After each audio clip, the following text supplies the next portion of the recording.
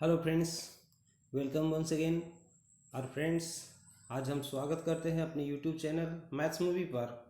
और यहाँ पर आज हम उपस्थित हैं हिस्ट्री का अर्थात इतिहास का वर्ग 10वीं के लिए, अर्थात मैट्रिक बोर्ड के लिए स्पेशल है ये। और हिस्ट्री अर्थात इतिहास से है यह चैप्टर 7 है, जिसका शीर्षक है व्यापार और भूमंडलीकरण अर्थात ट्रेड एंड ग्लोबलाइजेशन। ठीक है फ्रेंड्स, तो सबसे पहले मैं आपको यहाँ पर बता दूँ कि अगर आप पहले का वीडियो नहीं देखे होंगे हिस्ट्री का, तो हिस्ट्री का 1 से लेकर के 6 जो अध्याय है, चैप्टर है, उसका मैंने वीडियो बना दिया है। और ये पूरी तरह फ्रेंड्स आपको एनसीईआरटी बुक पर आधारित है, क्योंकि जानते ही हैं कि एनसीईआरटी बुक ही गवर्नमेंट का बुक होती है। और उसी को किसी भी तरह से अगर कोई कन्फ्यूजन क्वेश्चन में होता है तो उसे ही सही माना जाता है, वह एक बेसिक बुक माना जाता है। तो इस तरह से आपके फिजिक्स का A to Z शुरू से लेकर अंत तक सभी अध्याय का वीडियो मैंने बना दिया है। और मैथ का भी एनसीईआरटी बुक से शुरू से लास्ट तक का वीडियो बना दिया है। उसके अलावा भी कुछ खास विषयों पर मैंने वीडियो बनाया है, तो आप देख करके लाभ प्राप्त कर सकते हैं। तो आज हम लोग यहाँ पर हिस्ट्री के चैप्टर 7 में व्यापार और भूमंडलीकरण ट्रेड एंड ग्लोबलाइजेशन चैप्टर को देखेंगे। और बहुत मतलब एक तरह से कहिए कि संक्षेप में ये बताया गया है, और आप अच्छी तरह से 1-2 बार देख लें तो निश्चित रूप से आप एग्ज़ाम में लिख पाएंगे और सही और सटीक जानकारी होगी और आपको अंक बढ़ाने में मदद करेगा। अगर आपको अच्छा लगेगा, पहले देख लीजिए तो लाइक कर दीजिएगा, कमेंट कीजिएगा और बताइएगा कि अच्छा लगा, बुरा लगा, फ़ायदेमंद है या नहीं। शेयर कर दीजिएगा जो भी पढ़ने वाले ग्रुप होंगे आपके वहाँ पर। और फ्रेंड्स, सब्सक्राइब कर लीजिएगा, जिससे अगला वीडियो आपको आएगा तो तुरंत ही आपके पास नोटिफिकेशन चला जाएगा और आप इससे फ़ायदा उठा सकते हैं। तो फ्रेंड्स, हम शुरू करते हैं यहाँ पर अध्याय 7। यहाँ पर आप देख रहे होंगे अध्याय 7 है, अर्थात चैप्टर 7 है व्यापार और भूमंडलीकरण, मतलब ट्रेड एंड ग्लोबलाइजेशन। चलिए यहाँ समझिए, आधुनिक काल के पूर्व वैश्विक संपर्क को हम लोग देखेंगे कि आखिर पहले के ज़माना में पूरे विश्व में किस तरह से भारत का संपर्क था, कैसे व्यापार होते थे, इस चीज़ को हम लोग देखेंगे। तो आधुनिक काल के पूर्व वैश्विक संपर्क। यद्यपि भूमंडलीकरण की अवधारणा पिछले 5 दशकों में विकसित हुई है, 5 दशक मतलब 50 वर्षों में, परंतु इसका उद्भव प्राचीन काल से खोजा जा सकता है। सांस्कृतिक व्यापारिक संबंधों ने इसे बढ़ावा दिया। सिंधु घाटी सभ्यता का मेसोपोटामिया से, भारत का रोमन जगत से तथा मध्य और दक्षिण पूर्व एशियाई देशों से संपर्क बढ़ा। पूर्व मध्यकाल आधुनिक काल में भी व्यापारिक और सांस्कृतिक संपर्क विकसित हुआ। अलेक्जेंड्रिया शहर जो है, यह पहला विश्व बाजार के रूप में उभर कर आया, जिसे सिकंदर ने बसाया। ठीक है, सिकंदर महान का नाम सुने होंगे। तो अलेक्जेंड्रिया जो शहर था, इसको किसने बसाया था? तो सिकंदर ने ही बसाया था। अब देख लिए, आधुनिक काल के पूर्व वैश्विक संपर्क, मतलब वैश्विक संपर्क हम किस परिप्रेक्ष्य में देखेंगे? भारत के परिप्रेक्ष्य में देखेंगे कि आधुनिक काल जो शुरू होता है, इससे पहले पूर्व में हमारा संपर्क कैसे था, किस देश के साथ था, व्यापार होता था या नहीं होता था, भारत को लोग जानते थे नहीं जानते थे। तो यहाँ पर ये बताया गया है कि भूमंडलीकरण की अवधारणा। भूमंडलीकरण का मतलब क्या है? भूमंडलीकरण का मतलब पूरे विश्व को एक गांव के रूप में समझा जाता है। खान पान, उसके जीवनचर्या, रहन सहन पर पूरे प्रभाव पड़ता है ऑल ओवर वर्ल्ड का। तो भूमंडलीकरण की अवधारणा पिछले 5 दशकों में विकसित हुई, परंतु यहाँ पर हम लोग देखते हैं कि उद्भव इसका प्राचीन काल से ही खोजा जा सकता है, उसकी उत्पत्ति वहीं से हुई। सांस्कृतिक और व्यापारिक संबंध इसे और गहरा कर दिया। जैसे सिंधु घाटी सभ्यता का हम लोग अध्ययन करते हैं, इंडस वैली सिविलाइजेशन का, तो इसका ये पता चलता है उसके साक्ष्यों से कि मेसोपोटामिया से इसका व्यापार होता था। अब मेसोपोटामिया शब्द आया, तो इसके बारे में अब जानिए। मेसोपोटामिया जो पहले कहा जाता था, इसको अब इराक कहा जाता है। क्या कहा जाता है? इराक। इराक की राजधानी कहाँ है? बगदाद। ठीक है, और ये कहाँ पे पड़ता है? तो एशिया महादेश में पड़ता है, एशिया के पश्चिमी एशिया क्षेत्र में पड़ता है। और यह जो फारस की खाड़ी है फ्रेंड्स, फारस की खाड़ी उसके उत्तरी छोर पर पड़ता है। और ये दजला और फुरात, दजला और फुरात नदियों के बीच यह जो इसका क्षेत्र है ये विकसित हुआ था, मेसोपोटामिया सभ्यता। तो वहाँ से भारत का व्यापार होता था। यहाँ देखिए, भारत का रोमन जगत से भी व्यापार होता था। अब रोमन जगत का मतलब इटली की जानते हैं आप, इटली यूरोप में है, तो इटली की राजधानी कहाँ है? रोम है। तो यह एक रोमन सभ्यता उस समय विकसित था। ठीक है, और फिर हम लोग देखते हैं कि मोरक्को से भी व्यापार होता था, आप नाम सुने होंगे। ठीक है, तो ये सब जो व्यापार होते थे, तो आखिर आज आधुनिक युग में थोड़ा ही व्यापार हो रहा है। तो वहाँ के रहन सहन लोग, भारत के लोग जानते थे। भारत के रहन सहन, खान पान, वस्त्र व्यवहार, शासन पद्धति, सांस्कृतिक कल्चर, ये सारे एक दूसरे को अच्छी तरह जानते थे। तो कहने का मतलब कि ये जो ग्लोबलाइजेशन शब्द हम लोग सुनते हैं, भूमंडलीकरण सुनते हैं, ये आज नहीं बल्कि प्राचीन विश्व से ही चला आ रहा है। लेकिन अगर वर्तमान परिप्रेक्ष्य में हम लोग बात करें तो अलेक्जेंड्रिया जो शहर है, यह यूरोप में है।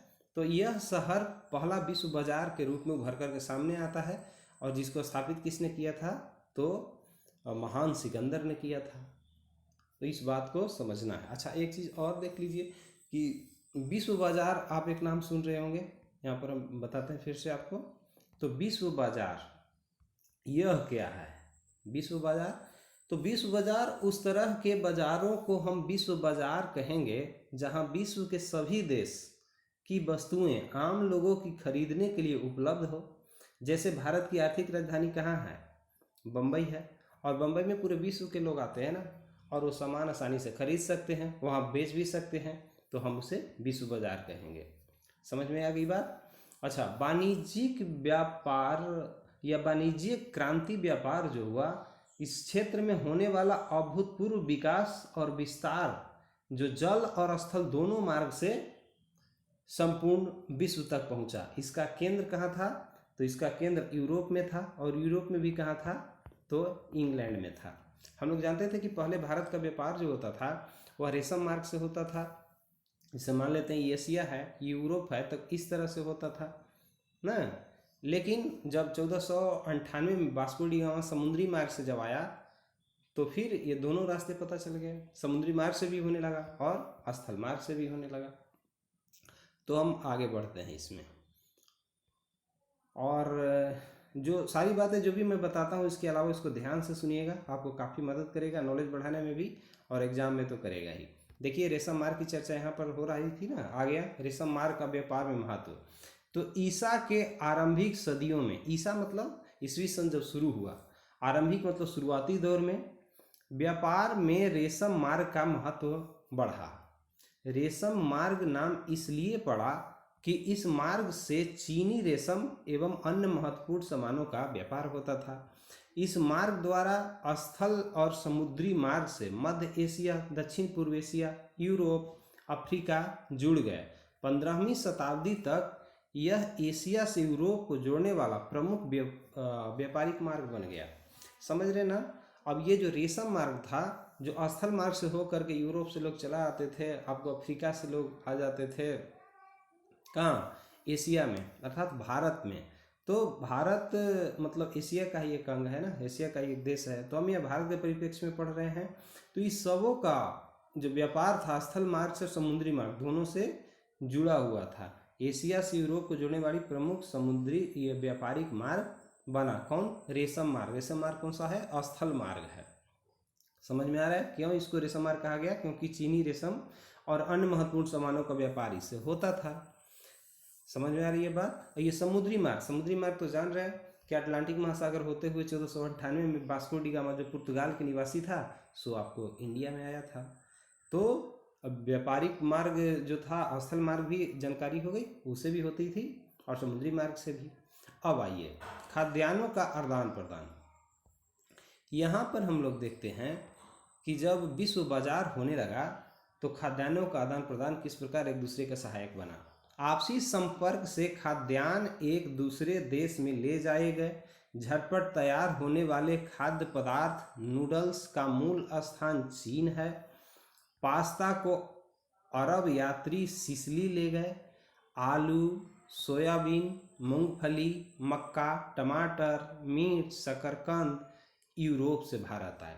आप देख लीजिए, जब वैश्विक व्यापार हो रहा है, पूरे विश्व को लोग एक बाजार में जमा हो रहे हैं और वहाँ सामान खरीद रहे हैं, बेच रहे हैं, तो क्या हुआ कि इस क्रम में खाद्यान्न एक देश से दूसरे देश में गया। जैसे झटपट तैयार होने वाला खाद्य पदार्थ नूडल्स का नाम आप सुने होंगे, बच्चे बड़े पसंद करते हैं, तो इसका मूल स्थान कहाँ है? चीन से है। ये अब जानकारी हुई ना, नूडल्स कहाँ का मूल स्थान है? तो चीन से आया नूडल। पास्ता को अरब यात्री सिसिली ले गए।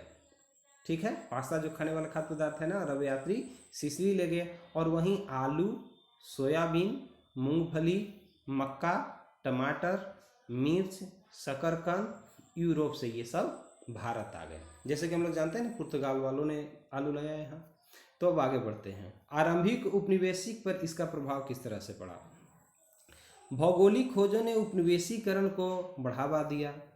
एशिया और अमेरिका के फसल और खनिज पदार्थों का और यूरोपीय व्यापारियों और नाविकों का ध्यान गया। अमेरिका का उपनिवेशीकरण हुआ। अब समझिए पहले यहाँ पर भौगोलिक खोज जो होने लगे, जैसे भारत को खोजा गया और अमेरिका की खोज हुई कि ये क्रिस्टोफर कोलंबस ने खोज किया था ना अमेरिका का, और ये भारत का 1498 में वास्को डी गामा भारत का, Cape of Good Hope Bartholomew Dias ने किया था, बार्थोलोमियो डियाज ने। तो इस तरह से जो भौगोलिक खोजें होने लगी, उत्तरी ध्रुव, दक्षिणी ध्रुव, तो इससे क्या हुआ कि उपनिवेशकरण को बढ़ावा मिला। मतलब अपने आर्थिक रूप से वहाँ पर जो नए नए देश थे, आर्थिक रूप से कमज़ोर थे, वहाँ पूंजी लगा करके और आर्थिक अपनी फ़ायदा के लिए इस्तेमाल होने लगा। इसी तरह एशिया और अमेरिका के फसल की ओर, खनिज पदार्थों की ओर यूरोपीय व्यापारी और नाविकों के ध्यान चला गया। तो क्या किया? अमेरिका का उपनिवेशीकरण फिर हुआ। इंग्लैंड ने अमेरिका में अपने 13 उपनिवेश स्थापित किए। समझ लीजिए, आज अभी सुपर पावर अमेरिका कहलाता है, लेकिन वो भी इंग्लैंड का उपनिवेश था, वहाँ पर उसका कब्जा था। रोजगार की तलाश में तथा यूरोप में धार्मिक दंड से बचने के लिए बड़ी संख्या में यूरोपीय लोग कहाँ जाके बसने लगे? तो अमेरिका में बसने लगे। जैसे भी हम जानते हैं कि धर्म का प्रभाव शासन पर पड़ता है तो वह देश अंधकारमय स्थिति में जाने लगता है। जैसे पहले यूरोप में था धर्म का प्रभाव, तो वहाँ से भाग भाग करके लोग अमेरिका जाने लगे। अब वहाँ पर जो शिक्षित व्यक्ति होंगे, पढ़े लिखे होंगे, शिल्पी होंगे, तो विकास तो वहाँ का होगा ना जहाँ रहेगा। तो इस तरह से ये बदलाव नजर आया। अब 19वीं शताब्दी की आर्थिक गतिविधियां, विश्व बाजार का स्वरूप एवं इसके विस्तार को हम लोग देखेंगे। अच्छा, 19वीं शताब्दी कहने का मतलब समझते हैं आप?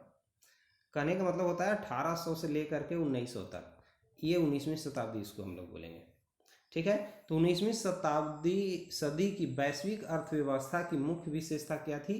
तो व्यापार थी, श्रम थी और पूंजी का प्रवाह। औद्योगिक क्रांति की शुरुआत कहाँ से हुआ?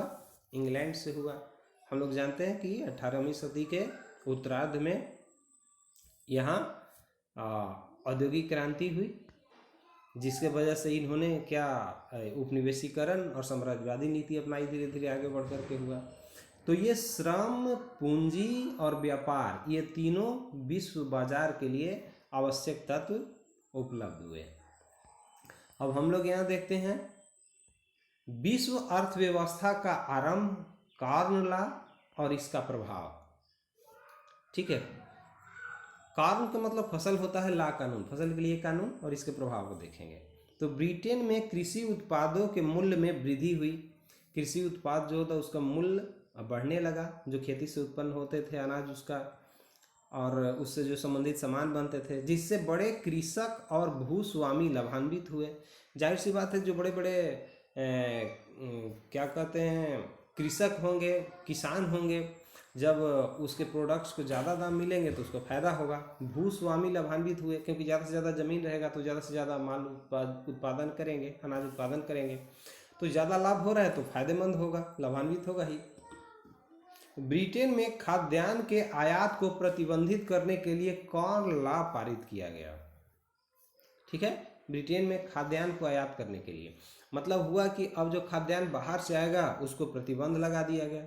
अब बढ़ते प्रभाव के कारण सरकार ने इस कानून को फिर बाद में क्या करता है, निरस्त कर देता है। और जब बाहर से आएगा सामान नहीं तो देश में बना हुआ सामान लेगा ना, तो वहाँ के जो कृषक और भूस्वामी थे काफ़ी लाभान्वित हुए।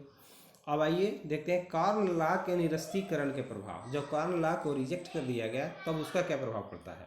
तो ब्रिटेन में खाद्यान्न का आयात बढ़ना, ठीक है, कॉर्न लॉ के निरस्तीकरण के प्रभाव का हुआ। यहाँ पर हम लोग देखे थे कि खाद्यान्न के आयात को प्रतिबंधित करने के लिए कौन लॉ पारित किया गया। तो ब्रिटेन में खाद्यान्न का आयात बढ़ना, ये क्या हुआ कि जब खाद्यान्न के आयात हो रहा था वहाँ, तो इसको लेकर के तो वहाँ निरस्तीकरण कर दिया गया, इसको रोक दिया गया, जिससे अब आयात कम होने लगे, आने लगे, रुक गए। किसानों का पलायन, अब किसान का हुआ कि वहाँ से पलायन करने लगे, अब दूसरे क्षेत्रों में जाने लगे, दूसरी जगह जाने लगे, क्योंकि यहाँ पर अब ऊंचे दाम पर जो सामान बिकने लगा तो उसको लेने में सक्षम नहीं थे, अपनी दिनचर्या पूरा नहीं कर पाते थे, खान पान की सामान सामग्री उपभोग क्षमता में वृद्धि। अब जाहिर सी बात है कि जब उत्पादन होने लगे तो वहाँ पर जो उपभोग लायक जो वस्तु है तो यह आसानी से उपलब्ध होने लगा, तो उपभोग की क्षमता में वृद्धि होने लगा, बाहर से आ भी नहीं रहा था। कृषि का विस्तार एवं श्रम का पलायन, अब कृषि में ज़्यादा फायदा होने लगा तो जाहिर सी बात है कि उसका विस्तार हुआ, ज़्यादा से ज़्यादा लोग इस क्षेत्र में आने लगे, पूंजी उसमें लगाने लगे। और फिर क्या हुआ कि जब वहाँ कृषक जो मजदूर वर्ग थे उनको वास्तविक जो मजदूरी होनी चाहिए थी, जितना समय काम करना चाहिए था उससे ज़्यादा कराया जाता था, मजदूरी ढंग से नहीं मिलता था, तो ये इस क्षेत्र को छोड़कर अब दूसरे क्षेत्र में जाने लगे।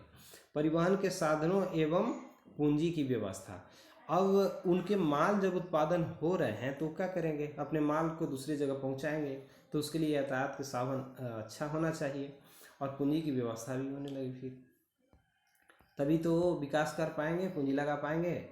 अब यहाँ पर हम लोग फिर देखते हैं व्यापार में विकास, व्यापार के विकास में तकनीकी की भूमिका।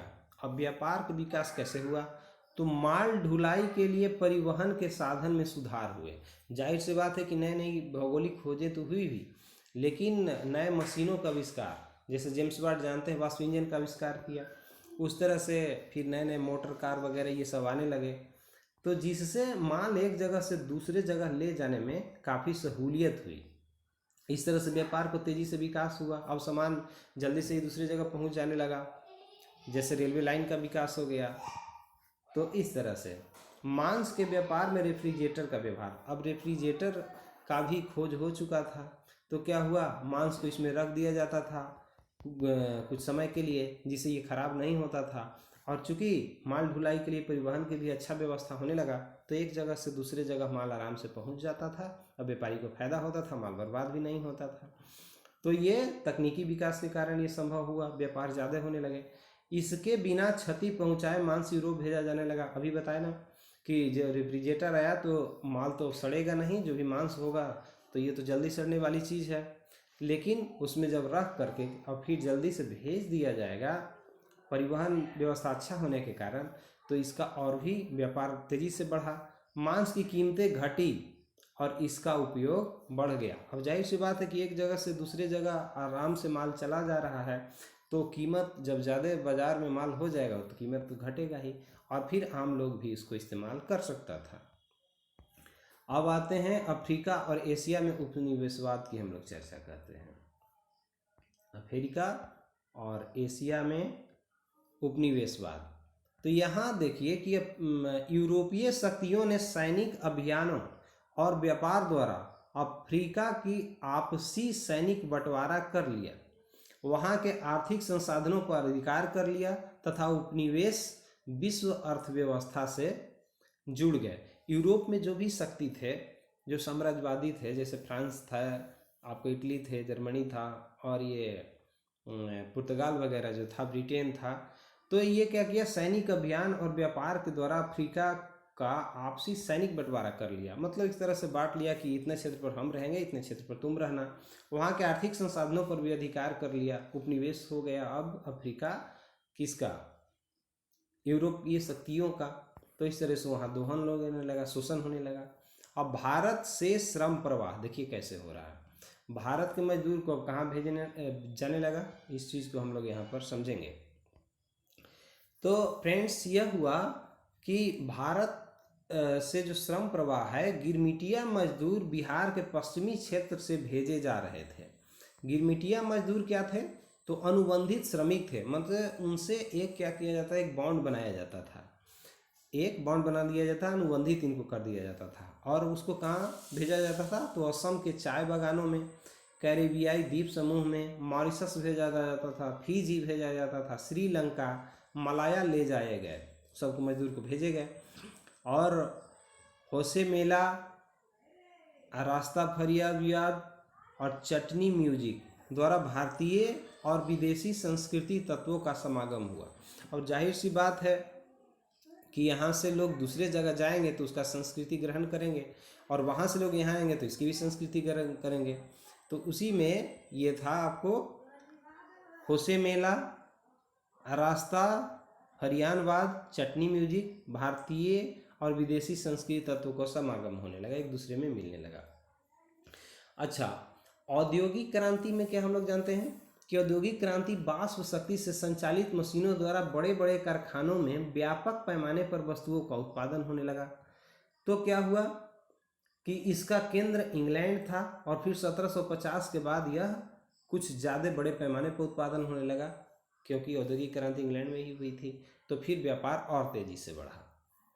ठीक है, अब यहाँ पर हम लोग आगे देखेंगे कि ये कहता है, जैसे अभी एक शब्द आया था ना, उपनिवेशवाद। उपनिवेश, तो उपनिवेश क्या है हम लोग समझेंगे कि उपनिवेशवाद एक ऐसी राजनीतिक आर्थिक प्रणाली है जो प्रत्यक्ष रूप से एशिया और अविकसित अफ्रीका तक, एशिया और अविकसित अफ्रीका तथा दक्षिण अमेरिका में भी, दक्षिण अमेरिका में भी क्या किया, तो यूरोपीय देशों द्वारा त्याग किया गया। और इसका एकमात्र क्या उद्देश्य था, तो इन देशों का आर्थिक शोषण। यूरोप का एकमात्र उद्देश्य था आर्थिक शोषण करना। ठीक है, तो ये भी ध्यान रखेंगे। अच्छा, गिरमिटिया मजदूर, तो उसके विषय में थोड़ा सा और जान लीजिए आप कि जो औपनिवेशिक देश थे, मुख्य रूप से यूरोपीय देश, तो वह ऐसे श्रमिक जिन्हें एक निश्चित समझौता के द्वारा, एक निश्चित समझौता के द्वारा एक निश्चित समय के लिए अपने शासित क्षेत्रों में ले जाते थे, इन्हें मुख्यतः नकदी फसलों, जिसे गन्ना हो गया, के उत्पादन में लगाया जाता था। भारत के भोजपुरी भाषी क्षेत्रों में, जैसे में पूर्वी उत्तर प्रदेश हो गया, पूर्वी उत्तर प्रदेश यूपी, और कहाँ, तो बिहार के पश्चिमी क्षेत्र, बिहार के पश्चिमी क्षेत्र, पंजाब से, हरियाणा से गन्ना की खेती के लिए इस सबको Jamaica, Fiji, Trinidad, Tobago, Mauritius आदि देशों में ले जाया जाने लगा। जाहिर सी बात है, मतलब कहने का मतलब कि भारत के जो मजदूर वर्ग थे, इनको एक एग्रीमेंट करा करके इनको दूसरी जगह ले जाया जाता था, दूसरे जगह देशों में, या फिर वो अपने ही देश में जो उपनिवेश देश थे, जैसे मुख्य रूप से यहाँ पर तो ब्रिटेन था, तो वो लोग ले जाने लगा, और उसी मजदूर को गिरमिटिया कहा जाने लगा। ठीक है, चलिए अब लोग हम आगे देखते हैं। वैश्विक भारत में भारतीय पूंजीपति का क्या स्थिति था, तो महाजनों और साहूकारों ने एशिया और अफ्रीका में पूंजी का निवेश किया। सिंधी व्यापारियों ने महत्वपूर्ण बंदरगाहों पर एम्पोरियम खोलकर धन कमाया। मतलब इस दौर में जो हमारे भारतीय भी पूंजीपति थे, वो भी किसी न किसी रूप में लाभान्वित हुए। ठीक है, अब आगे हम लोग देखते हैं वैश्विक व्यवस्था एवं भारतीय व्यापार। वैश्विक व्यवस्था किस तरह की हुई है, उसमें भारतीय जो ट्रेड एंड कॉमर्स थे वो कैसा था। तो ईस्ट इंडिया कंपनी के माध्यम से भारत में वैश्विक व्यवस्था में भाग लिया, कपास, नील, अफीम का निर्यात किया, मैनचेस्टर में बने वस्त्र का, चाय, चीनी, चीनी मिट्टी के बर्तन, कौन कौन? मैनचेस्टर में बने वस्त्र, चाय, चीनी मिट्टी के बर्तन और औजार, अन्य सामानों का आयात किया गया। इससे कंपनी को आर्थिक लाभ हुआ, परंतु भारत से धन निष्कासन बढ़ गया। अब बात है कि भारत में क्या करते थे वो लोग, ज़बरदस्ती नील के उत्पादन करवाते थे, अफीम की खेती करवाते थे मजदूरों से, और यहाँ कपास तो होता ही था। तो ये सब जो कच्चे माल के रूप में क्या हुआ, तो भारत से इंग्लैंड जाने लगा। भारत से अब इंग्लैंड जाने लगा, वहाँ से बना हुआ माल, जैसे चीनी मिट्टी का बना हुआ बर्तन भी था और कपड़े भी थे। मैनचेस्टर फेमस था ही सूती वस्त्र के लिए। तो यहाँ से अब आने लगा भारत। तो जाहिर सी बात है कि यहाँ का कच्चा माल जा रहा है, वहाँ बन करके तैयार माल आ रहा है, तो भारतीय बाजार में बिकेगा, तो भारत की तो हानि होगी ना। और इंग्लैंड वाले माला माल हो गए। सोने की चिड़िया भारत को कहा जाता था, लोग लूट करके कंगाल बना दिया। तो कुछ ऐसी व्यवस्था उत्पन्न हुई। ठीक है, अब समझिए विश्व व्यापार की उपयोगिता क्या है। तो इससे लाभ और हानि दोनों हुआ। उपभोक्ता वर्ग के हितों की सुरक्षा, व्यापार और उद्योग का विकास, एशिया अफ्रीका में साम्राज्यवाद और उपनिवेशवाद का विकास हुआ। उपनिवेशों का आर्थिक शोषण और दोहन भी जम के हुआ। अच्छा, अब समझिए साम्राज्यवाद क्या है। तो साम्राज्यवाद यूरोपीय देशों द्वारा जो क्या थे, एशिया और अफ्रीका के क्षेत्रों पर सैनिक शक्ति द्वारा विजय प्राप्त कर लिया। ये सैनिक शक्ति द्वारा विजय प्राप्त कर लिया और फिर क्या किया कि उसे अपने प्रत्यक्ष अधीन में लाया। मतलब जो हम नियम बनाएंगे वो तुम्हारे यहाँ लागू करेंगे अपनी मन मर्जी, जितना चाहेंगे वेतन देंगे काम करने के लिए, जो नियम चाहेंगे लगाएंगे अपने फायदा के लिए। तो यह क्या कहलाया, साम्राज्यवाद ये कहलाया। अब परिस्थितियां बदलती है। 2 विश्व युद्ध हुए मालूम है, एक प्रथम विश्व युद्ध और दूसरा द्वितीय विश्व युद्ध। इस समय वैश्विक व्यवस्था कैसी हुई इस पर हम नजर डालते हैं। तो 2 विश्व युद्धों के बीच विश्व बाजार और अर्थव्यवस्था कैसा रहा। प्रथम विश्व युद्ध के बाद ब्रिटेन की अर्थव्यवस्था कमजोर हो गई क्योंकि विश्व युद्ध में भाग लिया, तथा अमेरिका की संपन्नता बढ़ गई क्योंकि यह प्रत्यक्ष रूप से उसमें भाग नहीं लिया था। अमेरिका विश्व का कर्जदाता बन गया। अब बहुत सारे देश तो एक दूसरे में उलझे हुए थे, यूरोपीय देश लड़ रहे थे और कुछ एशियाई भी थे। तो वैसी स्थिति में क्या हुआ कि जानते ही हैं, जब लड़ाई होती है घर फूटे गवार लूटे वाली बात थी। तो जब एक दूसरे से लोग लड़ रहे थे तो जो कमज़ोर हो गए तो अमेरिका संपन्न हुआ और वो कर्ज देने लगा। युद्ध के दौरान मांग, उत्पादन, रोजगार में तेजी आई, परंतु धीरे धीरे किसानों की स्थिति दयनीय होते चली गई क्योंकि ये सब युद्ध का असर था। अब प्रथम विश्व युद्ध के बाद क्या हुआ, तो अमेरिकी अर्थव्यवस्था की प्रमुख व्यवस्था थी बृहत उत्पादन। इसका आरंभ कार निर्माण के लिए हेनरी फोर्ड ने किया था। अब ये ज़बरदस्त वहाँ कार का उत्पादन होने लगा अमेरिका में, और जो बिकने लगा फिर बाज़ार में, तो बहुत सारा उसको तो फायदा होने लगा, इसलिए वह विकसित देशों की श्रेणी में अमेरिका खड़ा होता है। अब क्या हुआ, तो अमेरिकी अर्थव्यवस्था के लाभ कैसे मिला ये देखते हैं हम लोग यहाँ। ठीक है, अमेरिकी अर्थव्यवस्था के लाभ। तो इंजीनियरिंग सामानों की लागत और मूल्यों में कमी आई। क्यों आई, क्योंकि बहुत बड़े बड़े फैक्ट्री लगने लगे, तकनीकी आविष्कार विकास हुआ, तो इन सबों के सामान में कमी आने लगा। वेतन बढ़ने से मजदूरी की स्थिति में सुधार आया। जाहिर सी बात है कि जब प्रोडक्शन ज़्यादा होने लगे, बड़े बड़े उद्योग धंधे लगे, तो उत्पादन हुआ, तो फिर बिक्री भी हुआ दूसरे देशों में, तो जिससे उसका जो इनकम बढ़ गया कंपनी का, तो वो अपने यहाँ काम करने वाले मजदूरों का वेतन बढ़ा दिया, जिससे उनकी स्थिति अच्छी हो गई। और उपभोक्ता वस्तुओं की मांग में वृद्धि हुई एवं उत्पादन की गति लगातार बढ़ती गई। अब सामान की मांग ज़्यादा होने लगा, तो जब सामान का मांग ज़्यादा होगा तो उत्पादन तो बढ़ेगी ही, लगातार उत्पादन होने लगा, अर्थव्यवस्था मजबूत होने लगा अमेरिका का। उपभोक्ता वस्तुओं, घरों को खरीदने के लिए हायर परचेज की व्यवस्था की गई, जिससे अमेरिकी अर्थव्यवस्था सुदृढ़ हुई। जैसे वस्तुओं को खरीदने के लिए या फिर घरों को खरीदने के लिए हायर परचेज की व्यवस्था कर दी गई, जिससे वहाँ की अर्थव्यवस्था दिन दुनी रात चौगनी वृद्धि होने लगी। अब बात आता है महामंदी की तरफ। जब भी ये विश्व युद्ध हुआ उसके बाद हम लोग जानते हैं कि विश्व में महामंदी आया, आर्थिक मंदी से हम लोग इसका नाम जानते हैं। इस पर चर्चा थोड़ा कर लेते हैं। तो 1929-30 में आर्थिक महामंदी आई, आर्थिक मंदी जिसको कहते हैं। इसके कारण नाजीवादी और फांसीवादी शासन का उदय हुआ। अब ये समझिए, नाजीवादी कहाँ में? जर्मनी में उदय हुआ। इसका नेता कौन था? हिटलर था। और फांसीवादी इटली में, फांसीवादी इटली में इसके नेता कौन थे? मुसोलिनी थे। इसका लाभ उठा करके ये लोग बन गया वहाँ का कर्ता धर्ता नेता कहिए। इसका कारण क्या हुआ मंदी का? तो कृषि में अति उत्पादन होने लगा, उद्योगों का विकास हुआ, तो कृषि में ज़बरदस्त उत्पादन होने लगा, लेकिन मांग घट गया, क्योंकि जो पूरे विश्व में युद्ध का असर था तो उसे इनकम घट गया था। तो जब माल ही नहीं बिकेगा तो क्या होगा? ज़्यादा उत्पादन है वो सड़ने लगेगा, धीरे धीरे खराब होगा, घाटा होगा। अमेरिकी पूंजी प्रवाह में कमी आई। अब उनके माल ही जब नहीं बिकेंगे तो क्यों उत्पादन करेगा? तो इसलिए उसका जो फ्लो है पैसा का वो तो कम जाएगा। उपभोक्ता की कमी, मैंने बताया कि उसके प्रभाव से उबर रहा था लोग, तो सक्षम नहीं था उतनी माल लेने के लिए, जिसकी वजह से क्या हुआ कि इसका जो मंदी का प्रभाव आया, पैसे के फ्लो का प्रभाव पड़ा। आर्थिक मंदी क्या हुआ? भारत पर इसका प्रभाव कैसे पड़ा?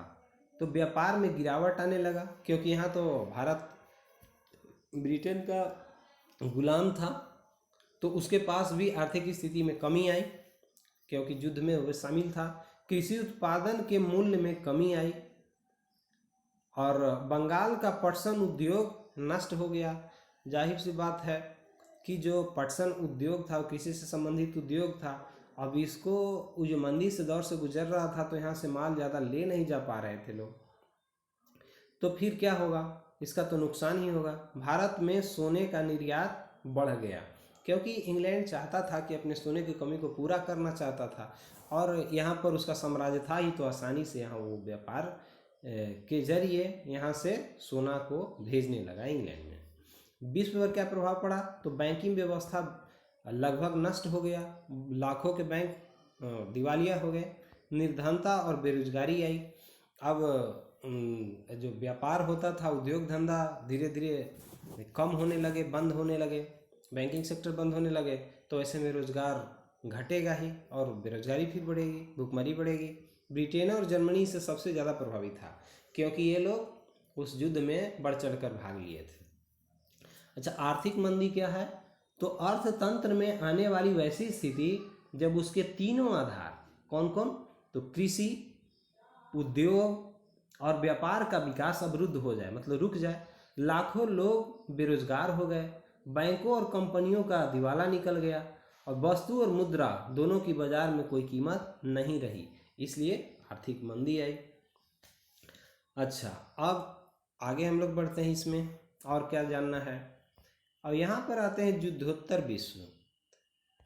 युद्धोत्तर विश्व बाजार एवं बदलते अंतर्राष्ट्रीय संबंध।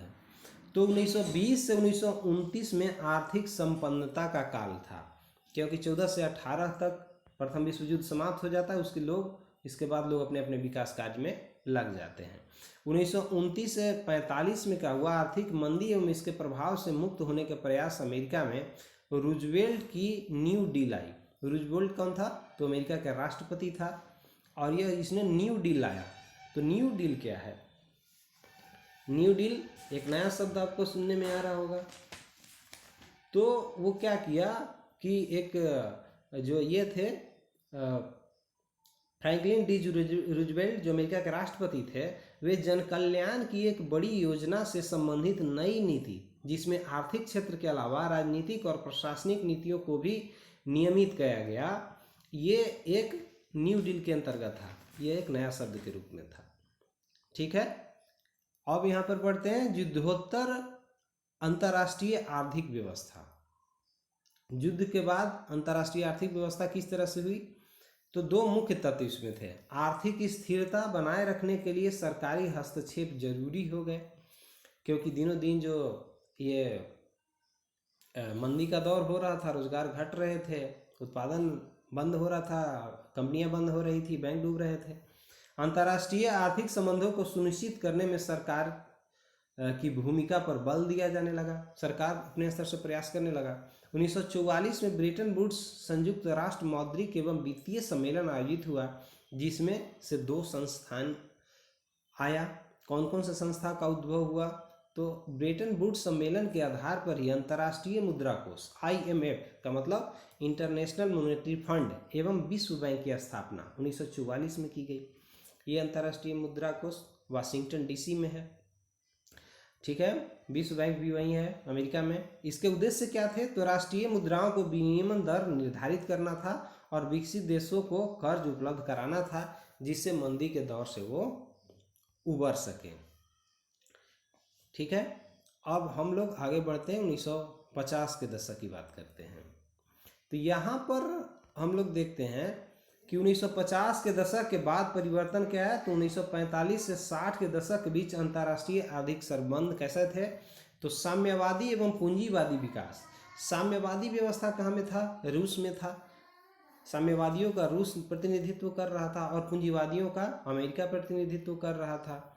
अमेरिका की राजधानी कहाँ है? वाशिंगटन DC, और रूस की राजधानी मॉस्को। वर्तमान समय में अमेरिका के राष्ट्रपति जो बाइडेन है और रूस के वर्तमान समय में राष्ट्रपति व्लादिमीर पुतिन है। तो ये पश्चिमी यूरोपीय आर्थिक विकास एवं अंतर्राष्ट्रीय संबंध एशिया और अफ्रीका में 9 स्वतंत्र विकासशील राष्ट्रों की आर्थिक नीति अपना थोपना शुरू किया। रूस चाहते थे साम्यवादी प्रभाव बढ़े और अमेरिका चाहता था पूंजीवादी प्रभाव बढ़े, ठीक है। तो कुछ विश्व का मानचित्र इस रूप में बदला, कहीं कहीं सफल भी हुए, कहीं कहीं आंशिक रूप से प्रभाव रहा। अब हम लोग देखते हैं भूमंडलीकरण। यहाँ पर आता है भूमंडलीकरण। तो भूमंडलीकरण में क्या होता है कि ये जो है जीवन के सभी क्षेत्रों का, भूमंडलीकरण में जीवन के सभी क्षेत्रों का एक अंतर्राष्ट्रीय स्वरूप, जिसने दुनिया के सभी वर्गों को आपस में जोड़ दिया। संपूर्ण विश्व एक बड़े गांव के रूप में परिवर्तित हो गया। इसे ही हम लोग भूमंडलीकरण के रूप में समझते हैं। अब यहाँ देखिए ग्लोबलाइजेशन जिसको हम लोग कहते हैं, विश्व के सभी राष्ट्र आर्थिक, सांस्कृतिक, राजनीतिक रूप से एक दूसरे से जुड़ गए। अब अमेरिका में कुछ बातें होती है, पता चल जाता है पेरिस में लोग कैसा पहन रहा है, फ्रांस में, ब्रिटेन में क्या लोग खा रहा है, क्या कर रहा है, कौन सी खेल, तो एक पूरे विश्व एक दूसरे को जान गया। तो एक गाँव के रूप में होगा, जैसे गाँव के एक दूसरी बात सभी को जान जाते हैं। तो ये भूमंडलीकरण के तहत हुआ। 1991 के बाद भूमंडलीकरण को तेजी से प्रसारित किया गया। ये अमेरिका की पॉलिसी थी। अंतर्राष्ट्रीय वित्तीय संस्था, क्षेत्रीय संघों, बहुराष्ट्रीय कंपनियों का इस प्रकार इसमें जबरदस्त योगदान हुआ। अच्छा, यहाँ पर आता है बहुराष्ट्रीय कंपनी। तो बहुराष्ट्रीय कंपनी का मतलब क्या समझते हैं आप? ये एक नया शब्द लग रहा है ना। तो कई देशों में एक ही साथ व्यापार और व्यवसाय करने वाले कंपनी को बहुराष्ट्रीय कंपनी कहा जाता है। क्या है? तो कई देशों में एक ही साथ व्यापार और व्यवसाय करने वाले कंपनी को बहुराष्ट्रीय कंपनी कहा जाता है। 1920 ईस्वी के बाद इस तरह की कंपनियों का उत्कर्ष ज़्यादा हुआ। द्वितीय महायुद्ध अर्थात वर्ल्ड वार के बाद काफ़ी जो बहुराष्ट्रीय कंपनियां हैं इसका प्रभाव बढ़ गया। अब वर्तमान जीविकोपार्जन और भूमंडलीकरण के बीच अंतर संबंध कैसा है? तो सेवा क्षेत्र, बैंक, बीमा, पर्यटन, सूचना और संचार के माध्यमों से विकास हुआ। बड़े बड़े बैंक खुल गए, बीमा होने लगा तो इसमें रोजगार के अवसर मिले। पर्यटन, सूचना, संचार, इन सबों से रोजगार के अवसर उपलब्ध हुए, जिससे आम जीवन में उनके रहन सहन के तौर तरीकों में बदलाव हुआ, विकसित हुए। बेरोजगारी की समस्या का समाधान हुआ, क्योंकि जब भूमंडलीकरण हुआ तो जाहिर सी बात है कोई विकास कहीं भी होगा तो दूसरे देशों में भी पहुंच जाएगा। बेरोजगारी की समस्या का समाधान हुआ और अमेरिकी आर्थिक साम्राज्यवाद का उदय और विकास हुआ। जैसे शीत युद्ध में 2 देशों का प्रभाव था, एक तरफ रूस था, एक तरफ अमेरिका था। लेकिन वर्तमान समय में जो औद्योगिक साम्राज्यवाद है, आर्थिक साम्राज्यवाद है, इसका पूरे विश्व पर प्रभाव झलकता है, आज हम लोग देखते हैं। पूंजीवादी से क्या समझते हैं आप लोग? पूंजीवादी तो पूंजी पर आधारित एक व्यवस्था है जो बाजार और मुनाफा के ऊपर टिका हुआ है। क्या है? तो पूंजीवादी पूंजी पर आधारित एक व्यवस्था है जो बाजार और मुनाफा पर टिका हुआ है। अच्छा, शीत युद्ध हम लोग सुने थे। शीत युद्ध दूसरा वर्ल्ड वार मतलब द्वितीय विश्व युद्ध के बाद शीत युद्ध उत्पन्न हुआ अमेरिका और रसिया के बीच। तो यह क्या था? तो राज्य नियंत्रित और बाजार नियंत्रित अर्थव्यवस्था वाले राज्य नियंत्रित और बाजार नियंत्रित अर्थव्यवस्था वाले देशों के नेतृत्व करता देशों, सोवियत रूस यह राज्य नियंत्रण वाला देश था, और संयुक्त राज्य अमेरिका यह था बाजार नियंत्रित अर्थव्यवस्था वाला देश, के बीच जो सामरिक तनाव हुए, टेंशन हुए दोनों के बीच में, यही कहलाता है शीत युद्ध। बात समझ में आ रही है? तो इस तरह से हम लोग देखते हैं कि पूरा विश्व एक क्या हुआ, एक गांव के रूप में सिमट गया। अब एक शब्द आता है आपका अधिनायकवाद, किताब में पढ़ेंगे तो मिलेगा। तो यह क्या होता है अधिनायकवाद? तो वैसी राजनीतिक प्रशासनिक व्यवस्था जिसमें एक व्यक्ति के हाथ में सारी शक्तियां केंद्रित हो जाती है। वह व्यक्ति परिस्थिति का लाभ उठा करके जनता के बीच नायक की छवि बना लेता है। ये अधिनायकवाद के अंतर्गत आता है। इसको आप तानाशाही भी कह सकते हैं, जैसे जर्मनी में हिटलर ने और इटली में मुसोलिनी में किया। तो फ्रेंड्स, इस तरह से ये चैप्टर समाप्त होता है। ये कैसा लगा आपको, ये आप हमको बताएंगे, ये आप लाइक कर देंगे, कमेंट करके बताएंगे, शेयर कर देंगे जो भी स्टडी रिलेटेड ग्रुप्स हैं, और मुख्य रूप से फ्रेंड्स सब्सक्राइब कर लेंगे। तो इस तरह के आगे भी आपको वीडियो मिलते रहें। आज की वीडियो में इतना ही। बहुत बहुत धन्यवाद। Thank you very much.